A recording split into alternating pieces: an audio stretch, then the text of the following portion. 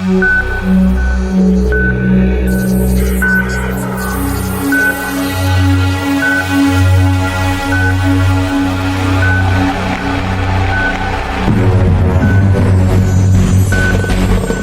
thenglaba ahing asida kadaidano manan satlisibo ai tuminna matung inaduna yengdaba yadi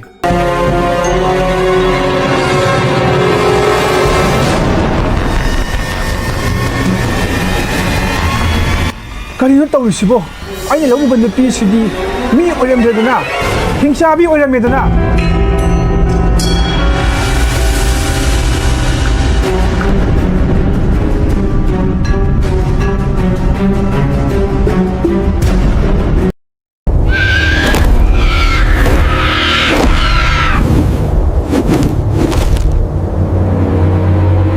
Matam amada prem kauba yamna suba nomba kanba puksil yamna sengba nupa ama leirami magi hotnaba kanba puksil sengba matau aduda mabu mipum khudingmakna nungsirami mana romi kaubi hek yengbada masak yamna fajabi sung phiral chabi nupi amaga luhonglami khunja punamak harau tayamna mahaki luhongba adubu saruk yaduna pangthok ami prem masana masase khwaidagi laibak faba mioi amani haina khanjarami adubu nungaibagi marumda awaba lei hainabagum luhongba loiraba numit ninigi matungda prem adu romiga sak saminaba phangami romina sak sabada premna nungsina yengami maduda romina sak maru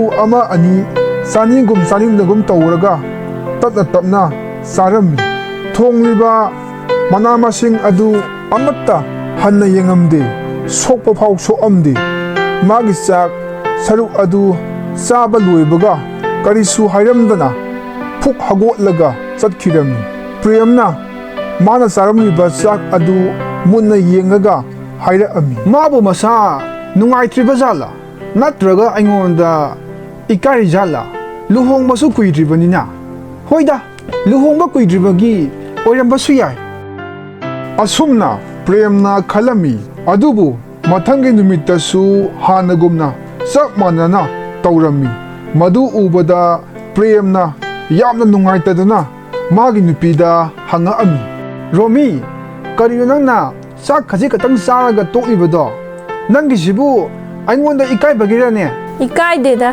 ikai draga karigi sak maru amani katang saribano aduga thongliba mana masing mayam sisu amata chade adumana sum tawradi nasado sokba sumsum hela aniye premna adumaina haiba aduda romi adu mamai leithulaga khoma ami ai mayam sara sidi karisu henna khanjin biganu romi gi paukhom adu tabada prem adu mathwai inung nungairamde ahing adu premna romi gi nakanda tumami romi su tuminna tumami ka adusu imam mamami nungsipna sitpagi makhol nattana atoba makhol amata taramde adugadi ikhang khang haudana premna romina phamungdagi hawatpagi makhol tara ami prem adu tuminna sor thinglaga leirami romina tapna thong adu makhon thoandana hangdoklaga mapanda thokirami madu ubada premna tanaraga yengami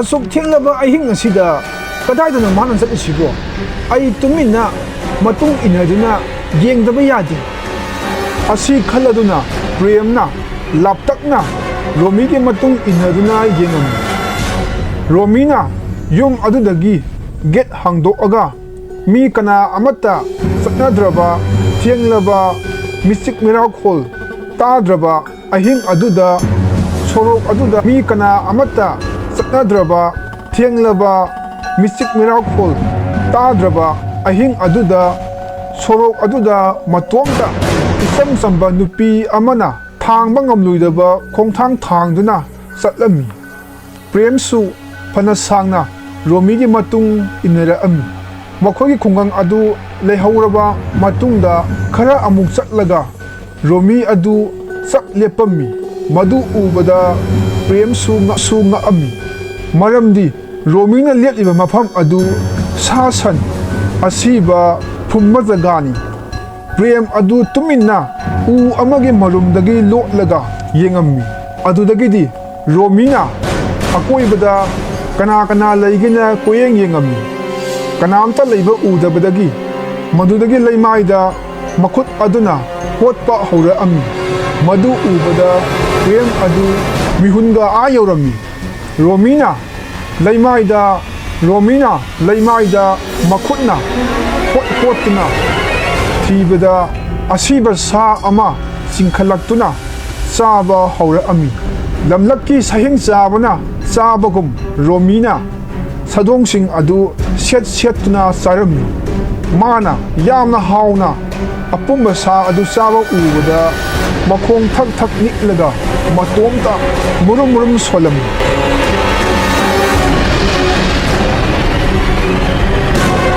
करिनो तौसिबो आई लबुगा नुपीसिदी मी ओरमद्रेदना हिंचाबी ओरमेदना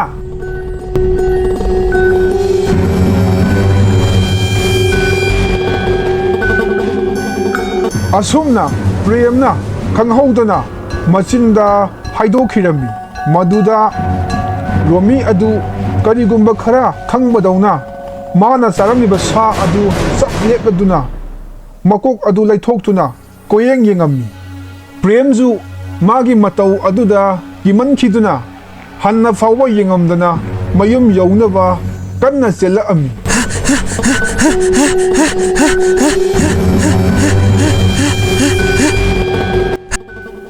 मयुम हेक यौबगा थोंग अदु गम लाउना थिंदिलमी मसा पुंबा थक थक निक्तुना रोमीबु गाइरमी असुमना ngaiha ngairaba matungda romi adu karisu tawdabagum tuminna sanga ami tanza aduda prem yamna asawba amaga loinana haira ami nang kada le chatlui asuk thengla kansida ai hangsit langduna mapan nga hak thokluban hangsit langbane ba nangna sa asiba pumham aduda pumtharaba sa singado saba saliba natra आई इमित मंगना उरक्लबने नंगना आइगी तुम loan न इनरक्लगा आइना दौबो थबा खुदिंगमक loan न येंगिबा वहाई अदु ताबदगी प्रेम अदु मनिंग हलमी अदुबु रोमीना मकुत थांगलगना इसिंग खरा पुथोक्लगा मंत्र सोलमी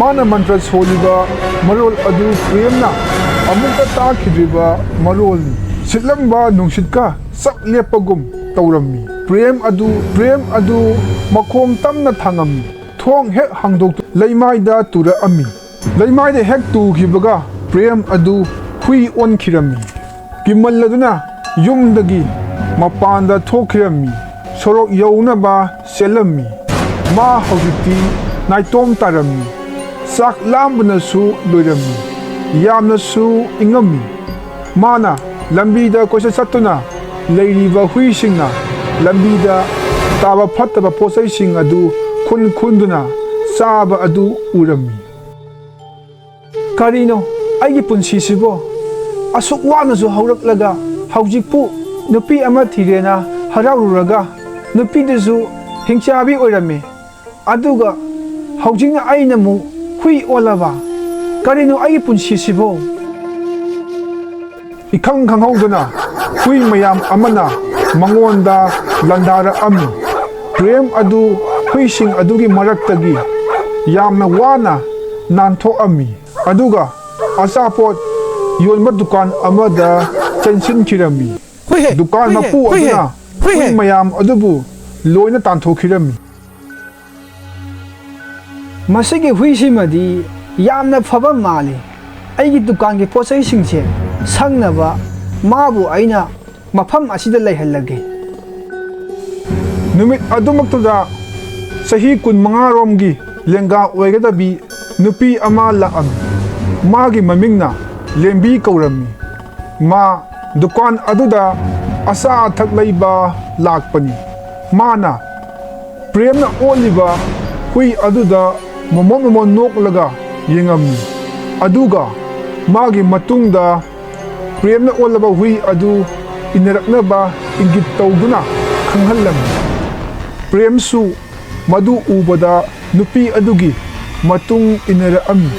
Lembina prembu achauba yum amagi manungda lamjingduna hui adubu changaknaba hairami. Manungda sanga ola o. Ay nang se aseng ba hui nate haiba khangi. Nang se hui gi sakpham da leiraba miyoi bani haiba ay khangi. Aina nangbu mafam asida purakliba se nangbu miyoi ba ama oina amu hana gi phibam da hanjil hangena purakani. Asi hayaduna lembina mantra khara solaga ising ki ami. Ising adu premda hek thengbaga prem adu hanadawna mi amu ola ami. Premna lembibu thagatpa phongdo ami. Amadi romi ki maramdasu wari liduna khanghalami.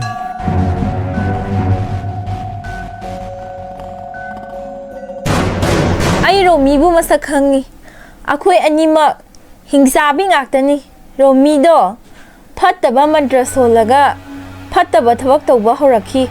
Aduga asiba sagi sadong sadrabadi laiba ngamdabagi hainabi amasu tawrakpadagi ibani kainakhibani. Se sigi ising se lawsilo. Aduga ne romi da saisilu ma soidana sagon on khragani. Aduga nangna ne romi na sagol hek on khibaga aremba ising do haidokho. Adu oirabadi ma amu hanna hanagi sapham da halakpa ngamlaroi. Aduga nang yamna saksina su layu. Romi gi mapadu yamna mahai jadu tawba haibani. Mana masagi laman singnaba soidana tawrakani. Lembigi wa adu tabada prem adu yamna ngam. Adubu karisu henna khanjilunuda aina nangbu soidana senabigani. Romigi mapa adudi atopa lam amada laikhibani ne. Hingchaba oiraba akhoi kanglupna tawba ngamdaba amatta leite.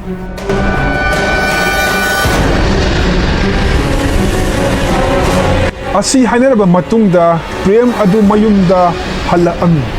Adubu romina prembu hanagi film aduda amuk hanjilakpa adu ubada romi adu maithong makchillaga haira ami. Nang karam na miyoi ba amu olakiba? Jadu mantra haisibu nang khaktaro. Asumna premna hairaba matungda magi manakta ising bottle masa ama pairaga sangakpa adu ubada romina haira ami. Karino nangi nakhutagi do yam thuna hundokho. Romina premgi makhuttagi likli adubu munnaba chenshilla ami. Adubu mana munba nangdringaida premna hana ising adubu romida saishillami. Ising aduna hek masada songkhibadagi romi adu law khongami. Saduga onkhirami. Romina sagol hek onkhibadagi premna bottle adu laimaida thadaraga thugairami. Aduga sagol adubuna mapanda punsinduna thamami. Arapada romigi mapa adu masada sanin kharadi phangbadagi mahaki mitang tawduna yengbada masa nupi aduda thokliba thodok punamak uram. Madu ubadagi sauningbana khangba ngamdraba mapa aduna haira ami. Kaya mathongna leiraduna aigi isabu asigumba phibam amada leihalibuna nangbu aina soidana hapkani. Numit tugi ahing aduga romigi mapa adu yamna sathiba din ama onduna la ami. Aduga premgi mayumda mabu sitaga hatnaba sanga ami. Adubu mana tawda punamak lembina di urami. Lembina su khudak aduda premgi mayumda payaktuna hongdong olami. Aduga premgi kada sangami.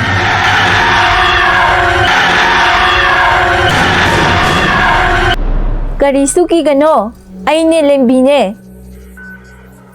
Nangna aibu amukasu kanbire. Aina nangi laman karamna singani. Lembina tapna priyamda yengaga haira ami. Nang nasana kari tawgodabano haibado, lepsaro. Aidi isam samjaba longmi amani. Aidi inaksu kunde. Aduga jadu mantrasu amatta haite. Adubu aigi afafata khangba ngamba thamoi amadi pali. Nang punamag hadok lamduna aigi inakta leiro. Aiga luhongnase masi nang ngamladra. Hoy aina pamlibasu madumakni. Isam samba miyoiba amagi punsida hingbaduni. Nangna aigi thamoibu masak khangbire. Asumna yanaraduna priyamga lingbiga luhonglami.